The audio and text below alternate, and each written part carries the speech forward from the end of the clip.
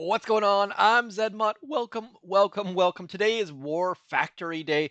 We are going to have a look at War Factory, and I am hoping there's going to be grapplers. There are grapplers. So we've got one, two, three, four, five, six on this right hand side. Let's see what's we got on the left hand side. We also have six. Now, we're going to use Rainmakers. This is going to go terribly to start with, but we've got instant training. So, anyways, if you're looking for the low level stuff, do stick around. That will be after the fact. Now, realistically, there's actually 8 grapplers on this right-hand side because these 2 grapplers are going to be in play if we go to the right-hand side. If we go to the left, these 2 grapplers should not range, and we'll get the shields, which will speed things up a little bit. And when you're using Rainmakers, speeding things up is fairly darn important. Now, I know in the past I said Kavan is the best for using with Rainmakers. Against 6 grapplers, it's slightly different. We're going to try our best to taunt them, just trying to get Bullet passed around between all these grapplers, get him just trying to do something useful. Let's just get into it. I don't have high hopes for this, but it's going to be interesting and hopefully fun. Now, we're going to throw an artillery right there. That is going to be somewhat critical because that means that all of our Rainmakers are going to target that damage defense because it's going to be right up in their grill. And now we're just going to try and keep these things taunted, trying to keep Bullet being tossed around between all of those things. Probably should shock some things because we're already losing Bullet back and forth as he goes over to that other side. Now let's just smoke over into here because otherwise those grapplers are going to ruin our day.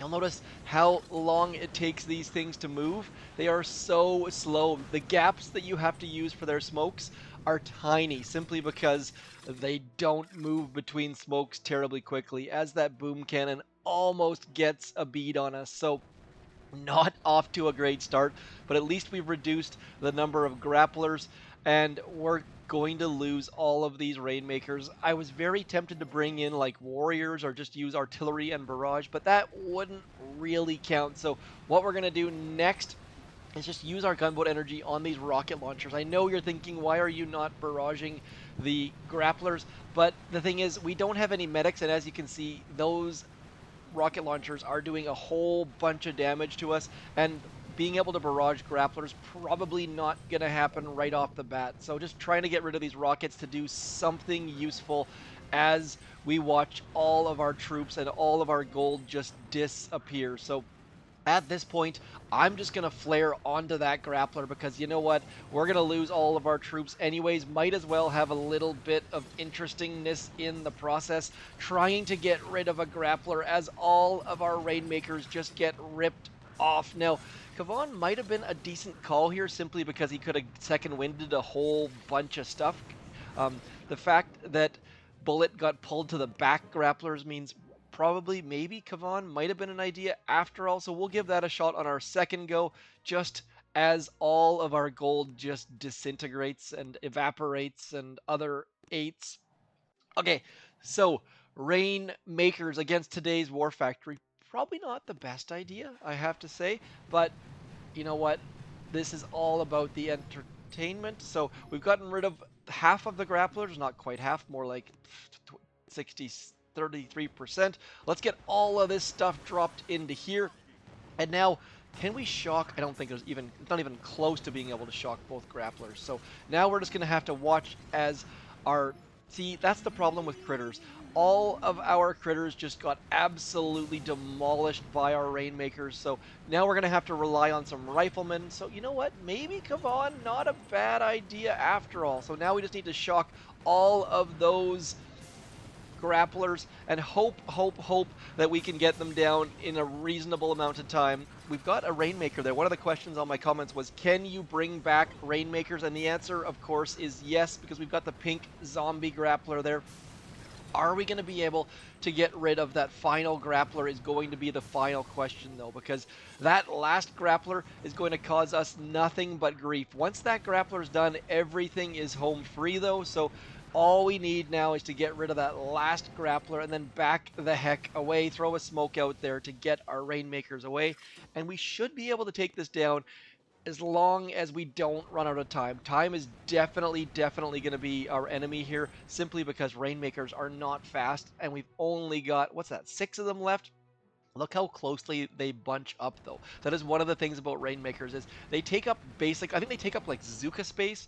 Considering how if you had 6 tanks there, they would be spread super wide. Rainmakers can clump up fairly well, though, which can be both helpful and detrimental, I suppose. Let's come over here. Don't want to go anywhere near those grapplers on the right-hand side. Need to go slightly behind the core.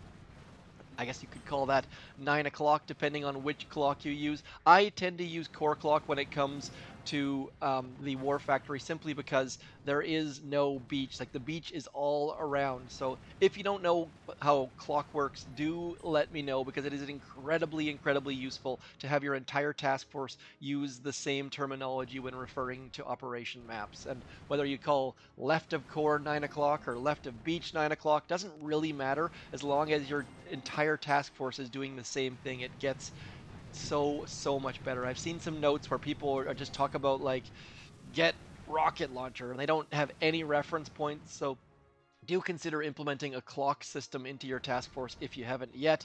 And now we're just going to have to sit here and wait and wait and wait. So a bit of a visitor there.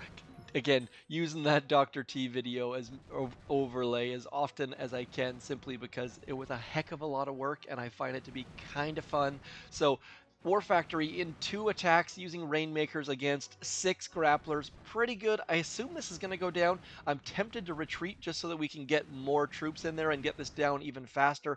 But we're going to stick around because I want to make sure and that we actually did get it down in 2 attacks. Because there's nothing worse than saying, yeah, we definitely could have gotten it down in 2, and then not actually doing so. Would like to throw some critters to get those hot pots to pop up to get some free GBE. One thing to note, you'll notice that Rainmakers miss short a lot. Grenadiers miss long a lot. Rainmakers miss short more often for whatever reason. That just happens to be how they go. Now, just be aware, if there were any defenses in range, the Rainmakers would be attacking them. So if you're trying to shoot over the Centaur gap, for example, you need to keep flaring the headquarters, otherwise they'll keep attacking random buildings.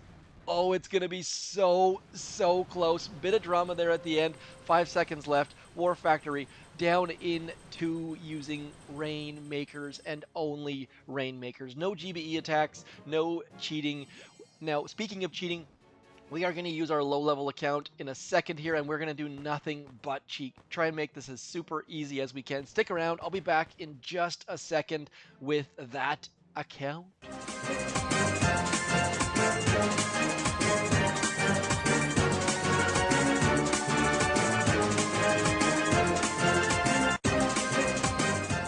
Man, oops, there's Dr. T coming back. So that was not intended. Forgot all about that. Anyways, gunboat energy, 37%. That's pretty good. Now, if you're ever curious, that you're like, oh, I think this is better than what I have, click the deploy button. It'll tell you exactly what you have, and that way you know you can salvage it. Every time I get a good statue, I try and do that just to make absolutely certain that I'm not making a mistake. Now, I've got Rainmakers loaded on this low-level account. Not a great idea at all. We're going to switch it up. This is going to cost a whole bunch of diamonds, and it kind of sucks to do this, but low-level Rainmakers going to be incredibly slow, and with all those extra grapplers, probably not the best idea. So now let's just get into it. Not going to scout. I know we need to get rid of that shock launcher right there. Even if we just use Sparky. Oops, I forgot all about this rocket launcher right here. So I think that's going to be right at the edge of her range. We're going to risk it. Yes. Okay, there we go. Now we just need to have our smoke ready, because flamethrowers sitting right next to Sparky. Dangerous times. Not going to use a med kit. Might regret that, but I think we can do without. Yeah, there we go. So now hopefully she pops out. No, I was kind of hoping she would pop out of the smoke, save us a little bit of time, but really doesn't matter all that much. Now, the next thing I'm going to do is I am just going to use all of my gunboat energy on these lasers. We do have the barrage tribe, I think, on low levels, HQ18 or higher. If not, no big deal. We've gotten a whole bunch of damage on those lasers. Let's retreat, trying to save troops. Obviously, you don't have to retreat. If you have instant training or you're in a rush, by all means, don't retreat. The whole goal of this video is to make it so that if you don't have instant training, you can do this without losing a bunch of gold and without losing a bunch of troops. So, or time. So let's get a flare. Let's get in there and get rid of that rocket launcher right there. Now, the other thing you can do here is you notice that that other rocket launcher is damaged. What we can do is we can flare into here, and then we'll come back and flare this rocket launcher. Gets Everspark in position, and that way you are guaranteed that she's in the right location. And we know she's going to double hack that other rocket because nothing else is damaged that I can see. There we go. Both rockets down. Easy peasy. Now, obviously, flare the grappler the first time. She obviously won't hack the grappler, and I used an extra flare there, but I just wanted to show exactly how to make sure that she's in range of both buildings. It works incredibly well, and it's something that I don't see people do often enough. Just flare a cell, flare a prototype, flare another building, and that way you guarantee that she's in range of the second building you're trying to hack. If that doesn't make a lot of sense, do let me know because I'll try my best to explain it. We're going to get rid of this flamethrower next because that's where we're going to stand. And now, realistically, this is all ready for a core hit. I'm just going to ignore those shields. It might be a bad idea, but all we've got attacking us is 6 grapplers, which is probably a lot of troops, to be completely honest. So, actually, they're not troops. You know what I'm trying to say. A lot of buildings. What is next? We've got Everspark. We're going to get rid of this flamethrower, and then we're just going to clear a whole bunch of stuff. We're going to use a couple troops just because there's a bunch of stuff right here we can get rid of. Let's get all of our troops right into here, including Everspark. Get underneath there, Everspark. Okay, so lost a couple zookas in the process, but not the end of the world. We're just going to use, you know what, we're going to use more. I was going to say 1 shock, we're going to use 2 shocks. We'll just keep clearing all of this stuff right in front of us. That's just going to help us get to where we need to go in a minute or two. Everspark's critters are hopefully going to hurry the heck up and get out in front of us. And then we can go off to this left-hand side, getting rid of grapplers one by one, and Everspark's critters helping us stay alive. Everspark's hack also to helping distract things, getting rid of other buildings. So just moving on forwards. I am 100% going to retreat, though. This is just a setup attack at this point, and Everspark's hack is going to hit the wrong boom cannon. Unfortunately, not a lot of health there. Just keeping on moving forwards. We're going to clear a bunch of these mines. I mean, really, you could probably just work to core and potentially finish, but I am just going for these front grapplers here, and then we're just going to get the heck out of dodge. That should help our core hit. Now, because having like 12 grapplers attacking you is going to get rid of your troops incredibly quickly. So just getting rid of, what is this? We've gotten rid of 4 grapplers at this point in about 3, 2, 1. Now should be in good condition. We've got a nice core hit spot up there out of the range of the hot pots, and now we're just going to retreat. So coming in, cleaning things up, not a lot of skill involved. Everspark getting rid of the shock launcher and the 3 rocket launchers just makes this into absolute cake. So fairly simple. We're going to diamond our troops. Now, I am going to bring Everspark one more time. I'm going to switch up to Critter Swarm this time, though, because getting extra critters probably going to be the better way to go. We've got a nice free walk along the beach.